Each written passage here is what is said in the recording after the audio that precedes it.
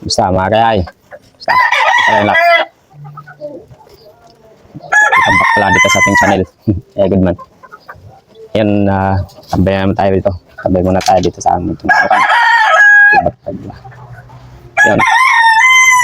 Tingin-tingin, muni. Anong pwedeng gawin. Ngayon pala ay nagpa-inom ako ng Calvix. Nagpa-inom ako ng Calvix. Ito yung ginagamit ko para sa mga buto-buto. Pampalakas ng mga buto-buto. So yun. Tapos wala ako nagpa-inom kasi nga medyo matagal na hindi nakaya ng mga gamot, ng mga vitamins. Itong mga alaga natin. So ngayon, mga vitamins ko. Pinagdat na pala sila, pinaliguan, lahat. Tapos vitamins ulit. Although, maganda naman yung mga katawan nila. Pero siyempre, kailangan pa rin ng vitamins. Diba? So, ang lang tayo dito. Kunin ko pala yung papakita ko pala sa kunin ko pala yung isang manok dito. Tinira ako. Manok. Dito. Kasi yung isang buwan ko na binili dati bago ako umalis. Ngayon malaki na. Mga 9 months na yun. 9 months na siya ngayon. Kunin ko pala daw. It's my life.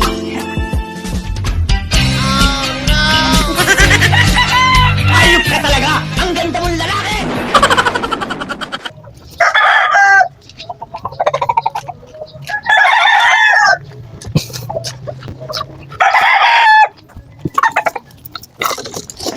Ay!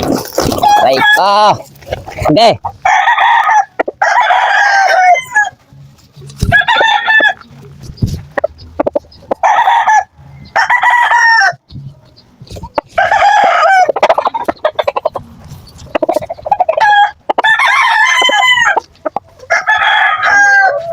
Ayan. Ano ka? May tao. Up. Ay!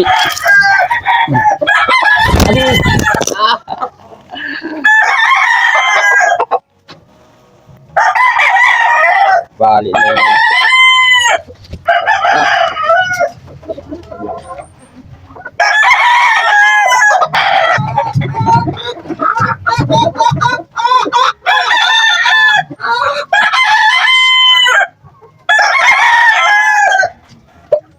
Hello. Yung mga kayahay, ayaw kong sumunod ng self-stand ko. Self-stand. Stabilizer. Yun nga, mag-voice over na lang tayo ngayon kasi hindi ko na malayan na wala na pala yung boses na turn off. Naka-off na pala yung pinaka-mic ko. So, hindi tuloy marinig yung boses ko. So, nga, mag-voice over na natin.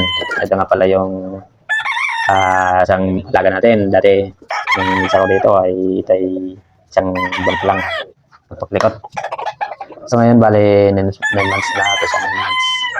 So yun, likot talaga. Ito mga kayahay ay ito ay kumakain din ng tao. Kumakain din ng tao. Pero sa ngayon, dahil nasanit na sa sinanay ko sa himasimas, yun. Yan, likot talaga nito. Yung mahawakan ng maayos. Pero unti-unti ko nang sinasanay. Ito. Ngayon nga ay sa ngayon, hindi na siya masyadong nanunuka. Kapag pinupulot na lang, tapos pag nahawakan na siya sa may buntot, yun, nanunuka na siya. Pero pag lumalapit, hindi naman nanunuka. Saka pag hawak na, hindi na. Hindi tulad ng unang pagkikita pa lang namin. Tinira agad ako eh. So, pero yung isa yung pinakamalupit kasi kumahan talaga ako ng time.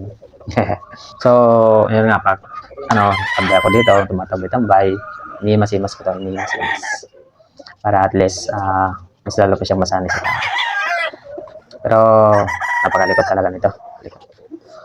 Bali, ang bloodline na pala nito, mga kayaya, ay Yellow Ligid Dutch. Prey Haskins Yellow Ligid Dutch. So, bali, ipapartner natin to sa isang Yellow Liquid Hatch din na Reoskins din na Yellow Liquid Hatch. Ipapares natin kasi para at least pure pa rin pure. Kasi pure pa rin naman to. Kung sa kinuhaan natin na farm, yun, maganda yung katawan. Okay naman yung katawan niya. So, pero siyempre, napibigay pa rin ako ng mga vitamins. Yan. Kasi nga, mula nung umalis ako, hindi to nakatikim pa ng mga vitamins.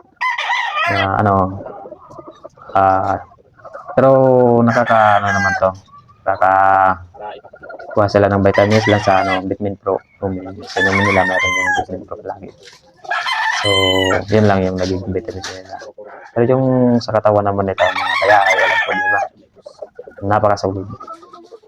Bali, buka na siya. Standard na manok. Gandang manok. So nga, ipapalahin natin to sa may